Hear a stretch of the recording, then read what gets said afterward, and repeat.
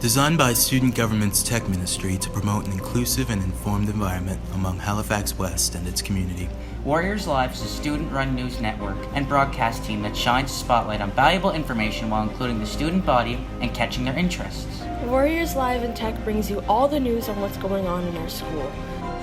We work as a team while we're independent. We're organized while we are creative. We are technicians, editors, journalists, and reporters. We are Warriors Live and Tech.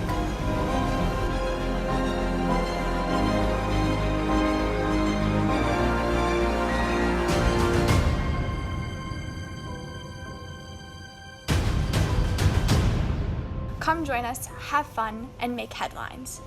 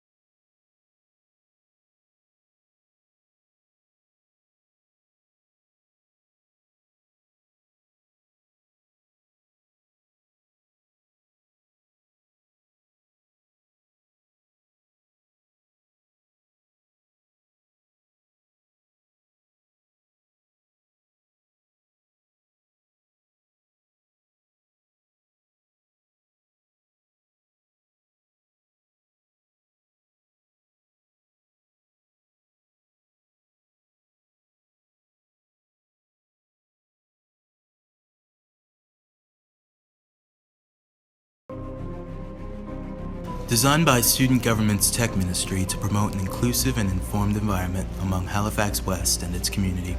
Warriors Live is a student-run news network and broadcast team that shines a spotlight on valuable information while including the student body and catching their interests. Warriors Live and Tech brings you all the news on what's going on in our school. We work as a team while we're independent. We're organized while we are creative. We are technicians, editors, journalists, and reporters. We are Warriors Live and Tech.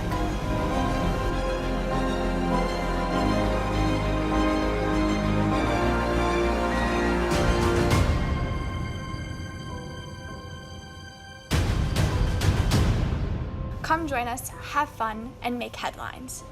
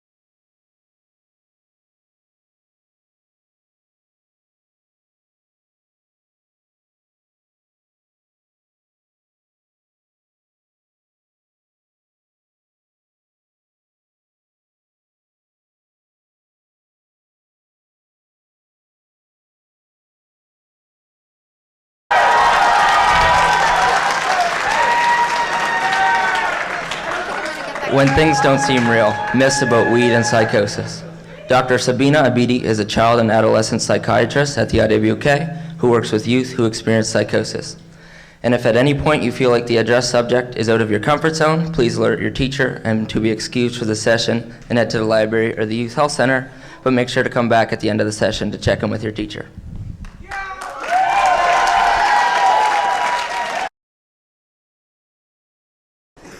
Hi. Ooh. I don't get the same kind of applause. And I'm done. Thanks, folks, for inviting me to speak here. It's kind of bright. I'm going to have a seat on this chair just because I'm going to be looking back and forth at the slides. So I apologize for that. My name is Sabina. I'm a psychiatrist. I work over at the IWK. Is that okay? All good? And the bulk of the work that I do is with kids with psychosis. No. Oh, it's all good. With kids with psychosis. So all of the kids that I see are usually, and I say kids, but in fact youth and adolescents up until the age of about 19 or 20, who come in because they're help seeking, because they've been having experiences that they don't feel are real, or they're confused about the experiences they're having. And a lot of the work we do is trying to figure out, are they at risk for developing something like schizophrenia? There's actually a talk going on this afternoon about psychosis and schizophrenia, so that's not the bulk of what we're going to talk about today. Having the opportunity to speak to you guys about myths around weed and psychosis is actually awesome for me, because talking to adolescents is very different than talking to adults. I find when I'm trying to present facts and maybe convince an adult about new information and new things that we learned, it's really difficult. It's like talking to your parents, basically, right? I find when I'm talking to youth, they're a lot more open-minded, they want to hear about the facts, and so I just want to thank you guys for coming, and I'm hoping this is actually informative. And the way that and you can, I'm just going to say next slide, the way I've presented it here in the slides is around myths. You guys probably already know this. There are a lot of myths about weed. There are a lot of myths about the relationship between weed and psychosis. And I thought maybe together we can sort of go through a few of them. I've got about 10 or 11. And my role here is really just to present the facts to you. And hopefully it'll give you something to think about and determine your own opinions about weed and your own opinions about weed and psychosis. All of the information I'm presenting to you today is based on research. It's based on fact and evidence. I just want you guys to know I don't have any affiliations with any private cannabis companies or drug companies for that matter. So everything is based on evidence that I'm presenting as opposed to clinical opinion. So the first myth, not about weed or psychosis, but about you guys. Youth don't know anything. True? Really? And I'm done again. Next slide. I actually don't think that's true. I actually think adolescents, and this is what I do, I've been doing it for 15 years, get a serious bad rap, actually. And the reason I think partly is because adults and you guys are aware that in adolescence, your brain is not completely developed. You've probably heard the term, and maybe it's new, under construction. What we know about the brain, your brains right now, unfortunately not mine because I'm done, is that it continues to develop right up until the age of 24. And the way it develops, and it's intuitive, it develops from back to front. So the last part of your brain to develop is your frontal cortex. And that usually doesn't fully develop until about the age of 24. The frontal cortex has structures and circuits and cells inside, as you probably know, that allow us to do things like develop a sense of ourselves, know right or wrong, appreciate how to problem solve, how to take steps to get to a certain endpoint, understand who we are in society, multitask, all of those activities. And the frontal cortex and the structures in there are responsible for that, and they don't fully develop until, like I said, early 20s. You can advance the slide, please. Thanks. The thing about adolescence is that what develops before the frontal cortex is the limbic system. And the limbic system is, and the structures inside, are the ones that are responsible for our sense of drive, right? Our reward system, our risk-taking behavior. And so what that means is your brains, the adolescent brain right now, and where it's at, is in a place where you're driven to do certain things based on what you want, your drives, your emotions, but you don't have the frontal cortex, which is the filter. So in many cases, adolescents aren't always aware of the consequences. Or even if you are, you live very much in the moment. And because of that, next, please. I think adolescents get a bad rep. Because of that, the thought is this is why there's so much risk-taking behavior. This is why adolescents do things that adults wouldn't do. And I think actually this is why adolescents and adults often have trouble communicating, because we don't completely understand where you're at. Next slide. What's important is that, in fact, in adolescence, because of the way your brain is, amazing things can happen, and we need to recognize that. The majority of these all of these folks here have done amazing things, and it started in adolescence 100% because of where their brain is at. They knew a lot, and they continue to know a lot. Because you're not limited by that filter, by the concern about consequence, you take risks that adults don't take, which is amazing. Next slide. So myth number 2, adolescence cannot evoke change. What do you think? False. You can. Adolescents cannot evoke change. You can go through the pictures there. So there are pictures here of adolescents that we all know have evoked amazing change in the world, right? These kids are 15 years old, right? And probably started, when you look at Autumn Pelletier, she's a water advocate for First Nations. She's originally from Ontario. She's speaking there to the World Health Organization in Geneva. 15. She started her work at the age of 8. The idea that adolescents can't evoke change is completely misinformed. Next slide. But how do adolescents evoke change compared to adults? They don't accept, right? You guys don't accept. You question. And hopefully educate yourself, take a look at the information that's presented to you, appraise it, critically appraise it, and use that information to make decisions. So I'm going back to, this is why it's so important for us to come and talk to you folks, because for the most part, my experience is that adolescents are willing to hear it. Next slide. Oh, so myth or truth, number 3, Google has the right answers to everything. Come on! Okay, and I'm not here to tell you what the right answer is, just here to present the information. So there are a couple of pictures here, I think. Yeah, so I Google, right? So if somebody will ask me a question about a medication or health-related symptom, that type of thing, to be honest, Google might be the first place that I go. The most important thing, I think, for me is that it's not the last place that I go, right? I want to know what folks are reading. I want to know what they're exposing themselves to. I want to know what information they're using to make their decisions. In many ways, Google is awesome, and all of the things the websites that you can access on social media. But if you look at that second picture, the third picture there, before, maybe, yeah, thank you. It can be really harmful, right? Without educating, without appraising the critical information, adults have made decisions in the world that are extremely harmful, like not vaccinating. And that was 100% based on social media. So beware of what you see on Google. Think about what you're reading and ensure that you're backing it up with solid information. So this slide is here as an example of mistakes that adults have made in the past, right? And so just hang on to that slide for a second. These are advertisements in the media, so back then it would have been the newspaper, about smoking. And they're actually hysterical when you read it right now. So that left one there, more doctors smoke Camels than any other cigarette. So that was an advertisement to show people that if a doctor smokes cigarettes, that must mean it's safe. And then the next one, scientific evidence on the effects of smoking. I'm sorry about the print there, but that is a scientist who's smoking that type of cigarette, so obviously it must be safe. There are a few others, and the next slide. These are some of my faves, so just hang on there. All over America, more scientists and educators smoke Kent with the micro night filter. For good smoking taste, it makes sense to smoke Kent. And that one on the right-hand side, if you haven't already read it, is awesome. Cigarettes, essentially they're recommending cigarettes to treat asthma, cough, and bronchitis.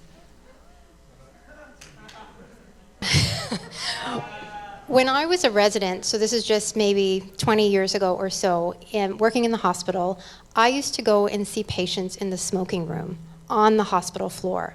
So I'm guessing it's remarkable and it's shocking, but I would walk into the smoking room, which always had to have the door closed, and I couldn't see the patients because of the wafts of cigarette smoke.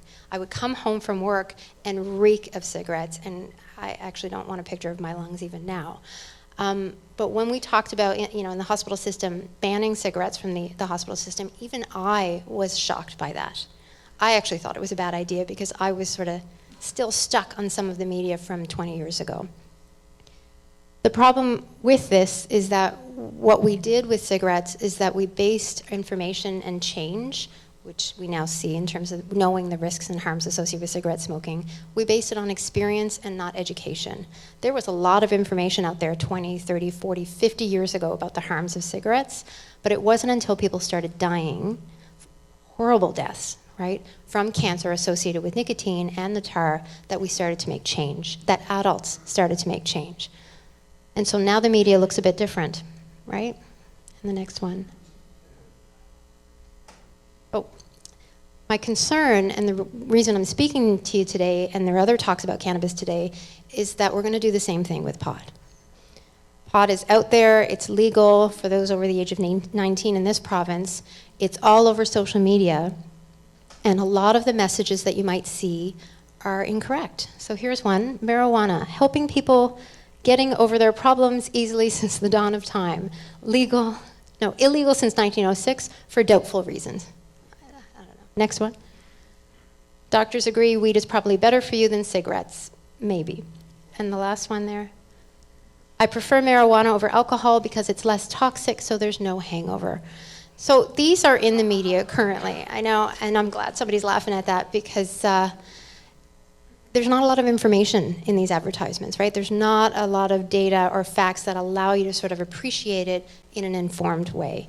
And the worry for many of us who work in health is that we're going to make the same mistakes that we did with cigarettes. We're putting the cart before the horse. We're going to get to the point where people are experiencing negative effects, and that's too late, right?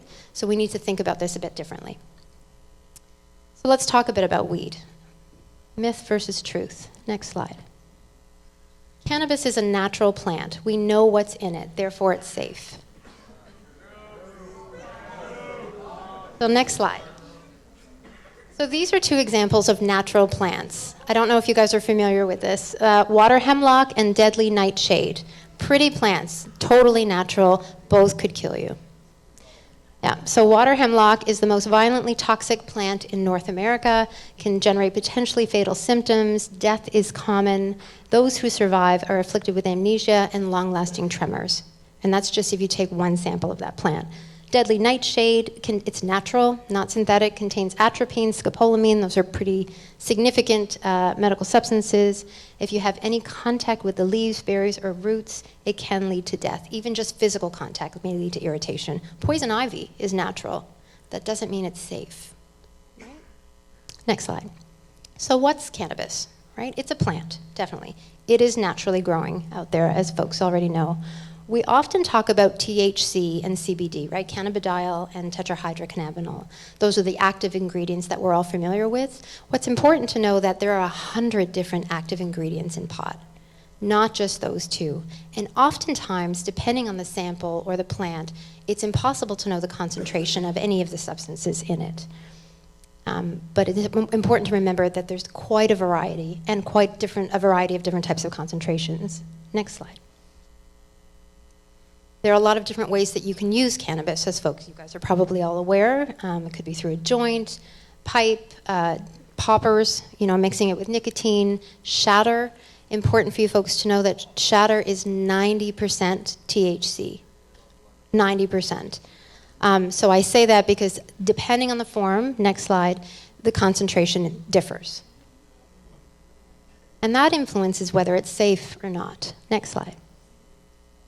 The majority of the cannabis that you guys are probably exposed to are synthetic, which means that it's made in a lab, right?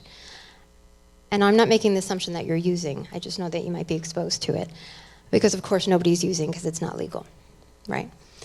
The the thing about synthetic cannabinoids is because of the variety of different concentrations of all of those substances, they're unpredictable in terms of the effect on the brain and on the body. And so trying to determine whether it's safe or not is really hard to do, and it's hard to study in a lab. Next slide.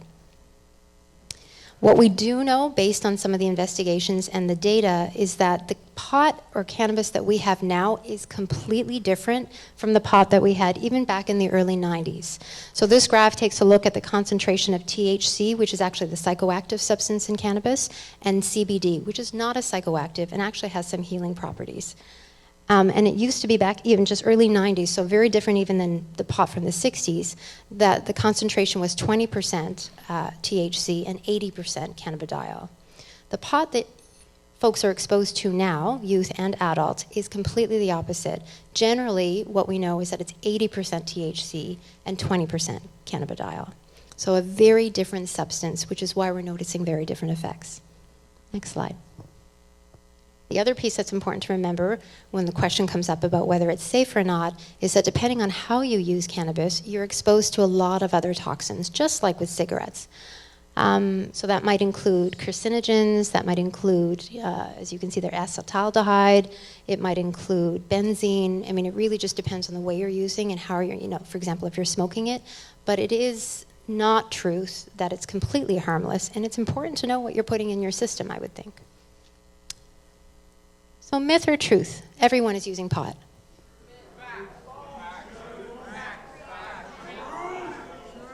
Next slide.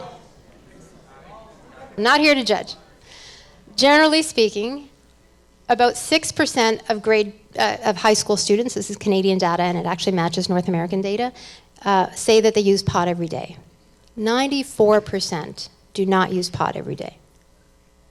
Not everyone is doing it, I don't think. And generally, based on the data, about 4 out of 5 high school students make the decision to not use cannabis.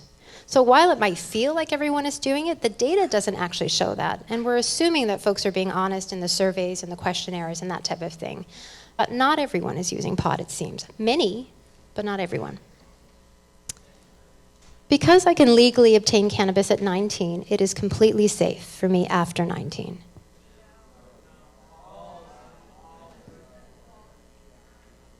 False? I hear a lot of false there.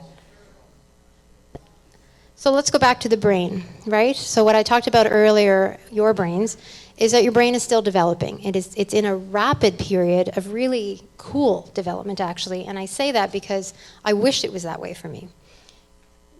That period of development towards the end, so between 18 and 24, it's called excitatory. It's actually, I think it's on the next slide, the period of time when all of the circuits in your brain, you can sort of see this is up to age 30, develop strong connections with each other.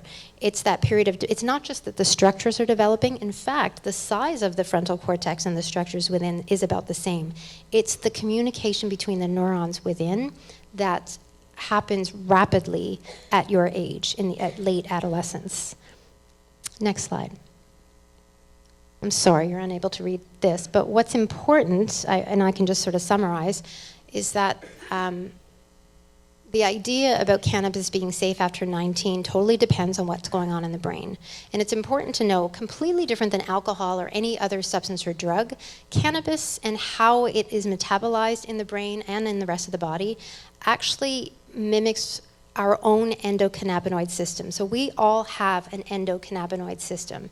Now that doesn't mean that we need cannabinoids or pot or cannabis, but we have a system in the brain that involves receptors that are very similar to THC.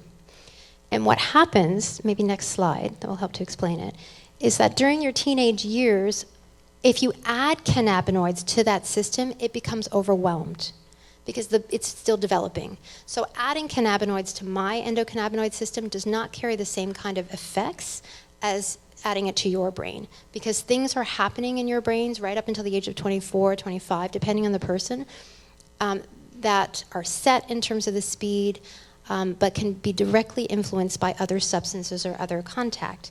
THC, what happens in everybody's brain is that it's so similar to your own system that it not only overwhelms, but it can potentially interfere with what the endocannabinoids, our system, does in the brain.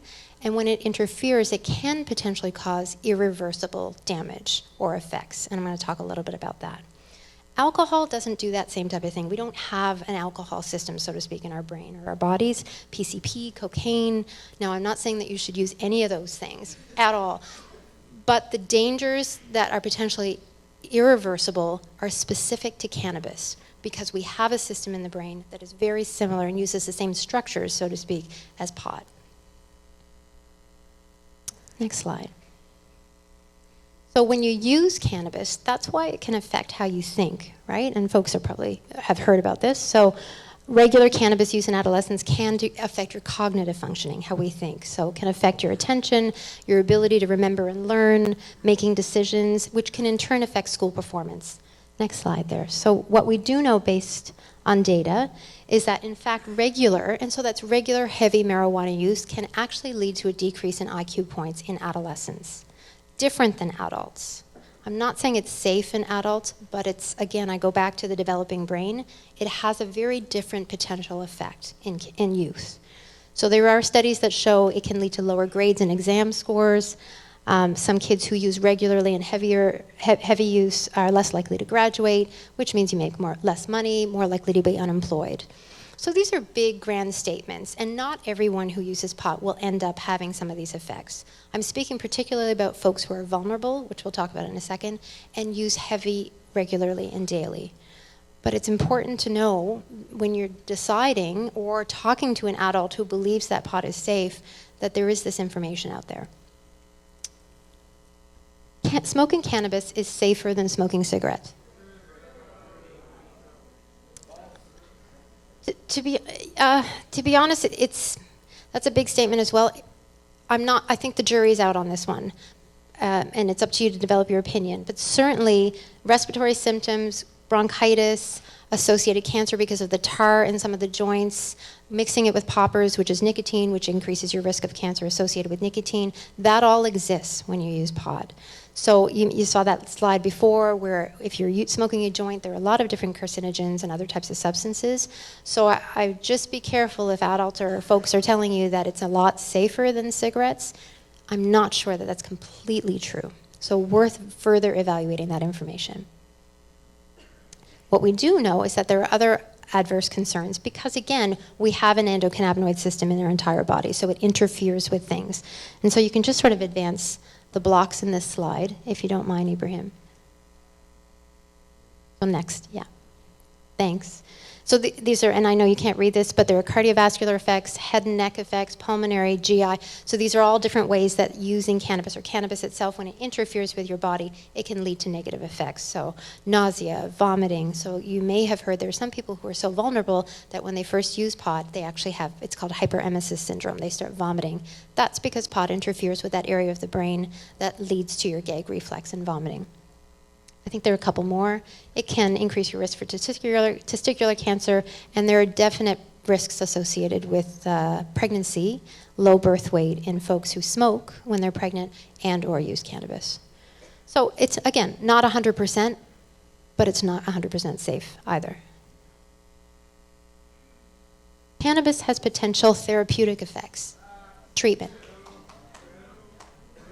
So next slide. Yeah. Potential.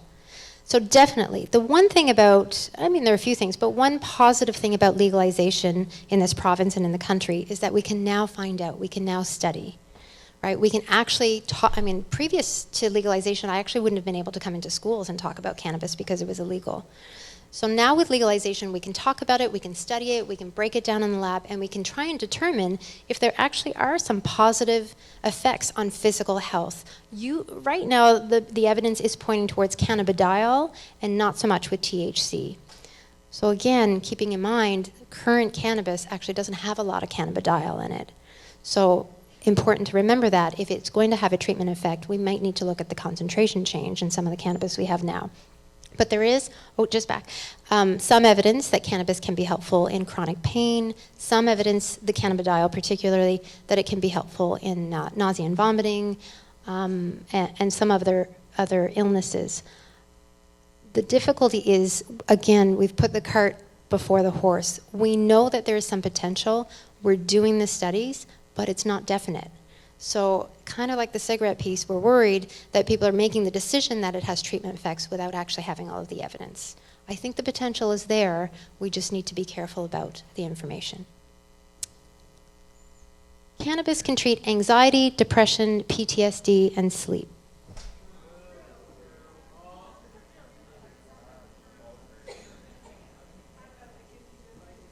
Next slide. This one I can talk about pretty confidently, without a doubt. So the American Psychiatric Association, the Canadian Psychiatric Association, and the Early Intervention for Psychosis Association, among others, has definitively come out to say, at this point, there's no evidence that cannabis actually helps with any psychiatric disorder. So if you want to advance the next one. Thanks. That's the Canadian paper, and I have the references if folks want to take a look. And then the next one there, I'm not sure if we can read it. Next one. So this medical cannabis for mental disorders is hard to justify. There has actually been quite a number of studies done on the use of cannabis for anxiety, for PTSD, depression, and psychosis, of course, because through the Netherlands and Europe. So they were able to do some of these studies. Right now, there appears to be, I'm sorry that I'm looking this way, but little evidence to support the use of cannabinoids to treat psychiatric disorders such as depression, anxiety, PTSD, and certainly psychosis. And so patients who are interested in using cannabinoids for mental disorders should be aware and understand that there's limited evidence for it, and if they do choose this intervention, they need to be monitored for potential risks. So there actually is no evidence that cannabis is a treatment. Now, I will say there's a lot of evidence for the immediate beneficial effect on anxiety when you use pot. So that first effect, for example, in adults who have panic or who have anxiety, kind of like alcohol, when it first hits your brain, it has the effect of actually, really decreasing inhibition, kind of helping people to relax, and decreasing the amount of anxiety. The difficulty is it's kind of like a Band-Aid in that it comes right back once that high is gone, if that's fair to say. And it has an addictive potential, kind of like alcohol and other types of drugs, where without the pot, the anxiety just returns. So not a treatment, a Band-Aid right now for psychiatric illnesses. So while there is good evidence, or it's starting to develop, about potential medical uses in physical health, the evidence actually points away from its use in psychiatry. So another example of how adults are making decisions, for example with PTSD, about the positive effect of cannabis on treating that illness. And in fact, the government got to the point where it actually recommended that all veterans should use 10 grams of marijuana a day to treat their PTSD, which was not rooted in any scientific evidence whatsoever, and in fact quite harmful. So we're leaning on you guys to think about this stuff much more critically, and don't put the cart before the horse. Next slide. And you can just advance the boxes on this one. There is evidence right now about potential negative effects of cannabis on mental health. And I just wanted to talk about, just in the interest of time, one in particular. Next slide.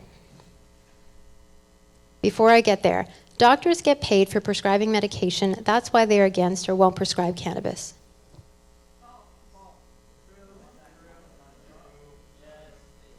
I can talk about this definitively. We get paid no matter what.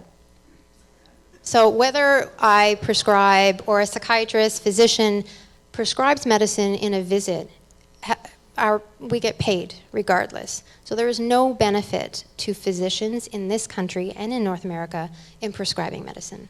And so I just want to correct that myth, because I hear it a lot in the office. A lot of folks will say to me, Dr. Beatty, you just don't want me to use pot because you want me to use your medicines. It really has no bearing on me whether or not, or one of my colleagues, somebody takes the medicine or not. I still get paid, right? And in fact, I don't get paid any more whether I see somebody for a longer period of time or a shorter period of time. And in Nova Scotia, we all get paid equally, psychiatry in general. So that actually, I'll just answer that one, that is actually a huge myth. It makes no difference to us financially whether someone uses a medicine versus uses pot. It does make a difference because we care, right? And so there's no benefit to me to sort of present information that would be inaccurate. There's a lot of benefit for us to have conversations together. The government, myth number 10, or truth, the government will make money from cannabis sales. So the data, next slide. Billions of dollars, right? So this is US information. I apologize for that, but it's the same in Canada. We're just getting there in terms of collecting the information. But yes, I mean, $8 billion per year is made in the US based on private as well as public cannabis sales, whether it's recreational or medicinal, which I put in quotes because, again, I'm not sure that we can call it that right now. So the government stands to make a lot of money. Now, in Canada, the hope is that a lot of that money will actually go towards funding research and social advocacy, hospitals, mental health, physical health, that type of thing. Hopefully, if you're talking to those folks, you can advocate for that, because that would be a great reason for legalization. It's a lot of money to be made here. Next slide. Myth or truth? Cannabis use in high-risk youth is strongly associated with developing schizophrenia. So let's present the information. Next slide. There is actually so this is a big piece, and this is really a big piece of why I wanted to talk. If you take anything home today in terms of information, I want it to be this. I work with kids with schizophrenia. This is what I do every day. It keeps me busy every day. And if you've never heard about this illness, I won't get into all the details, but again, there is a talk this afternoon talking all about that. But as I mentioned at the beginning, people with schizophrenia have trouble distinguishing what's real from what's not real. So a lot of folks with schizophrenia will have things like hallucinations, unusual thoughts, delusions, paranoia, but it can also affect their cognitive functioning, like I said, focus, attention, and memory. It can hit them in their prime and really make it hard, at least when they're particularly ill, for kids to do well and move forward. Many people with schizophrenia, when they're very sick, are terrified. It's a chronic illness. It's treatable. This is what we do. It's not curable. And let me tell you, if you don't have it, you don't want it, right? Like any illness, but certainly this type of mental illness. What we know now based on, and I'm talking about thousands of papers, so I'm not just making this up, thousands of papers, is that there is a direct link between the use of cannabis in youth who are vulnerable, and I'll talk about that, and the possibility of developing schizophrenia. It's not causal. We're never going to be able to say that pot causes schizophrenia. I actually don't think that's true. But for people who have a family history of psychosis, and so that doesn't necessarily just mean a parent with schizophrenia or an uncle or a distant relative. It could mean an aunt with postpartum psychosis. It could mean a family member who actually was paranoid at some point in their lives. It could be somebody who had a drug-induced psychotic episode. If there's a family history, a genetic risk for that in young people whose brain is still developing, if that brain is exposed to pot, to THC, not cannabidiol, to THC, the risk of them developing schizophrenia is double. That's a definite. We know this for sure. Again, I'm not saying it's causal, but the risk is extremely high. And we know that association is stronger if folks start using pot earlier, if it's frequent and daily, so the less use is associated with less risk of what we call converting or developing schizophrenia, and high potency THC, because of how it sort of locks onto that circuit in the brain. And what we think is that for folks who have a family history, that circuit is more fragile in the brains of those individuals. So if you have a family history of schizophrenia, it used to be when I first started that I would adopt a harm reduction model with kids and say, well, let's work on trying to reduce your use, which of course I still do. But based on the information now, I actually know that I'm doing harm if I don't tell youth what their potential risk could be, right? So I lay it on the line and say, you're in a position of control. You don't actually have this illness right now. You have maybe subtle signs. If you stop using pot, you are in a place where you might actually prevent ever developing this illness. And you can actually say that for diabetes, for heart disease, you probably can if you minimize risks, but for a lot of other medical illnesses. So it's kind of a big deal. Next slide, please. So this is just data supporting that. So this is the number of reported occasions of pot use, so cannabis use in people under the age of 18, and the incidence in terms of risk of developing schizophrenia. So you can see the relationship there. Next slide. Next one. What we know, don't worry about the detail there, is that there is a genetic variation in some people, so it's based on your genes that increase that risk. And we know from some studies that if you have this particular genetic variation and you're exposing your brain in the developing age to cannabis, the risk goes up like 200 times. The problem is when you're outside of a house party or you're going downtown once you hit 19 or whatever it happens to be, nobody knows what their genetic risk is, right? Unless you have schizophrenia really close at hand in the family. Am I right to say that? Most of you probably don't know if you have it in your family or if there's a genetic risk. That's the hard part. So keep that in mind. I mean, if there's any way that you folks can find that out, it will help inform your decision about whether you use pot or not. Because if it's there and you're an adolescent, the risk of you developing this illness is significantly higher than somebody who doesn't have that family history. So really important for you guys to know that. Okay, thanks. Next. One way that you may be able to tell or maybe guess at the possibility that you have that genetic risk in adolescence is if you've had any of these symptoms when you, assuming, or if at any point when you do use pot, you have any of these symptoms. So pot is not supposed to cause anxiety, like I said. The way that, in terms of the psychoactive activity in the brain, generally speaking, THC causes a zoning out, right? Decreases anxiety, decreases stress, and most people generally feel happy. If you are somebody who has completely the opposite, so I say this to adults as well, anxiety, fear, panic, suspiciousness and paranoia, hallucinations, whether it's in the high or crashing down, you are possibly somebody who has a vulnerable brain, which means that you might have a genetic risk. If you've ever had any of these symptoms using pot in any form, take care, because my worry is that you will be that person who is at risk of converting. If you've ever had a full psychotic episode using cannabis, next slide, your risk actually of converting to schizophrenia is greater than 1 in 4. The reason I present this information is this is like the myth that maybe there isn't an association is a really strong one. And doing this work, I never want somebody to come in, and I've seen it many times, and say, Dr. Beatty, I just wish I hadn't smoked that last joint. That's a really horrible thing to have to hear or see in somebody who's now developed an illness. If you can prevent that, if he or she could have prevented it, they would have. So now you're in a place where you have the information, just wanting you to be smart about it and use it wisely. After the age of 24-ish or so, these risks that I'm talking about are very different and significantly lower. It's totally contingent, like totally dependent on where your brain is at right now and your family history. Next slide. And we can keep going. Next slide. I think I already talked about that. Next one. Myth or truth? No one should use cannabis. It is unsafe for everyone. Data? Next slide. So back to the brain, and we can keep going. Next slide. I've said it several times. In no way does the data confirm that statement. I'm with you on that one. And the Canadian guidelines have actually put out recommendations that endorse safety and safe use of cannabis. And so back to the developing brain, just if you could next.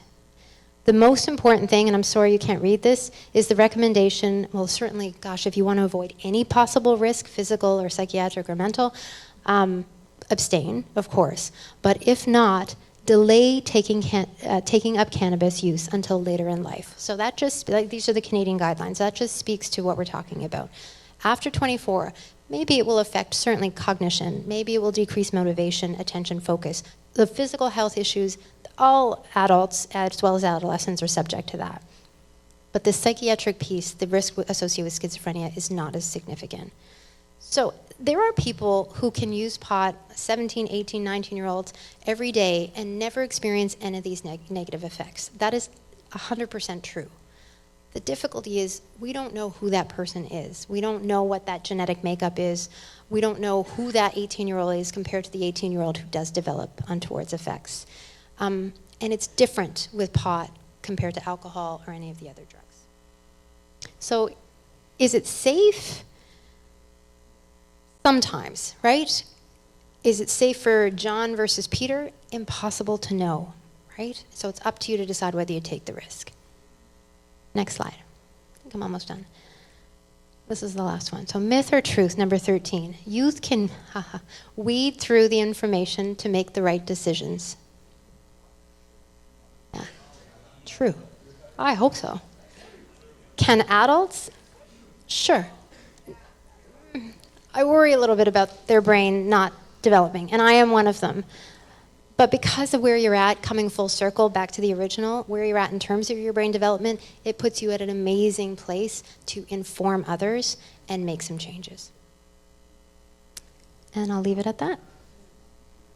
Gents. Thank you.